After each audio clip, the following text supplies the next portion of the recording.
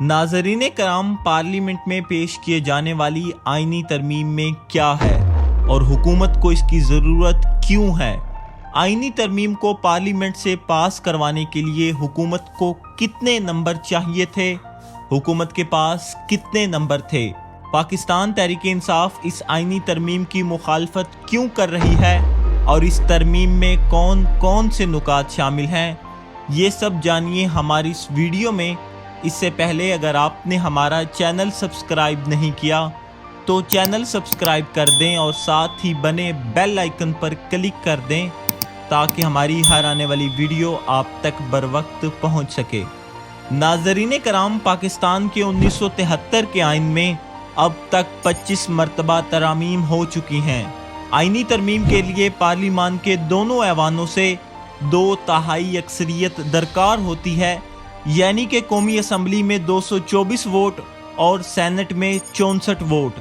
ناظرین کرام، اس وقت حکمران اتحاد میں شامل مختلف سیاسی جماعتوں کے پاس قومی اسمبلی میں 214 ارکان کی حمایت حاصل ہے، جبکہ 2/3 اکثریت کے لیے حکومت کو 10 مزید ووٹ درکار ہیں، جبکہ اطلاعات کے مطابق سینٹ میں حکومت کو 1 ووٹ کی کمی کا سامنا ہے۔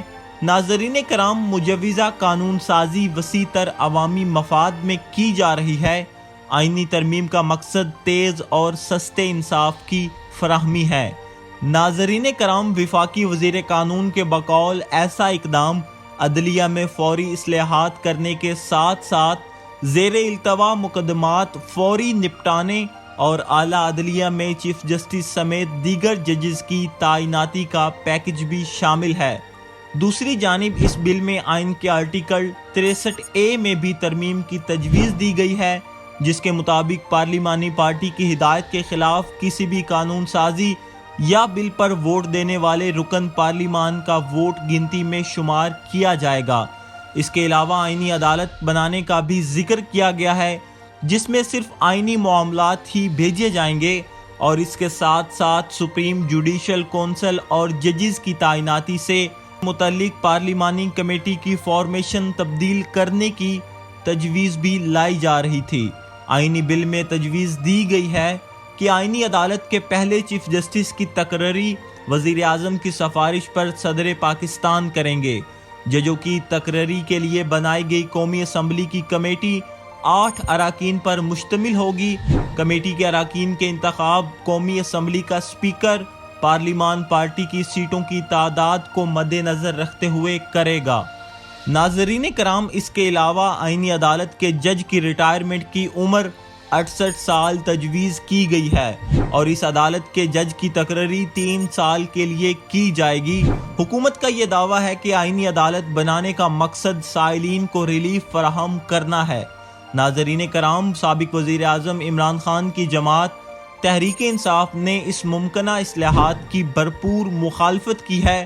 پاکستان کے ایوان بالا یعنی سینٹ میں پاکستان تحریک انصاف کے رہنما حامد خان کا کہنا ہے کہ حکمران اتحاد میں شامل ارکان روزانہ یہ دعویٰ کرتے تھے کہ وہ آئینی ترمیم لے کر آ رہے ہیں، لیکن وہ پھر اپنی بات سے مکر جاتے ہیں۔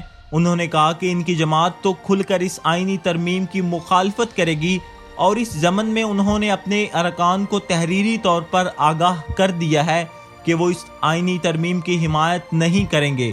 ناظرین کرام، ان کے مطابق اگر کسی نے ایسا کرنے کی کوشش کی تو آئین کے آرٹیکل 63A سے متعلق سپریم کورٹ کا فیصلہ لاگو ہوگا، جس کے تحت ایک تو ان کے ووٹ شمار نہیں کیے جائیں گے اور دوسرا یہ کہ ان کی پارلیمان کی رکنیت بھی ختم ہو جائے گی۔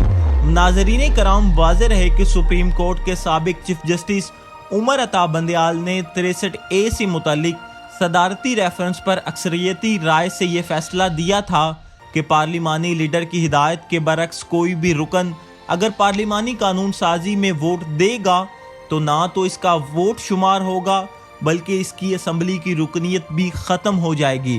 اس عدالتی فیصلے کے خلاف حکومت نے نظر ثانی کی اپیل دائر کر رکھی ہے، جس کو 1 سال سے زیادہ عرصہ ہو گیا ہے، لیکن اب تک یہ اپیل سماعت کے لیے مقرر نہیں ہوئی۔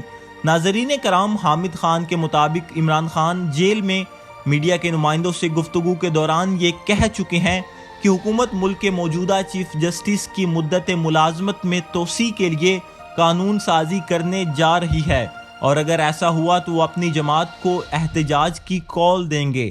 ناظرین کرام، اب دیں مجھے اگلی ویڈیو تک اجازت، ملتے ہیں نیکسٹ ویڈیو میں، تب تک اللہ حافظ۔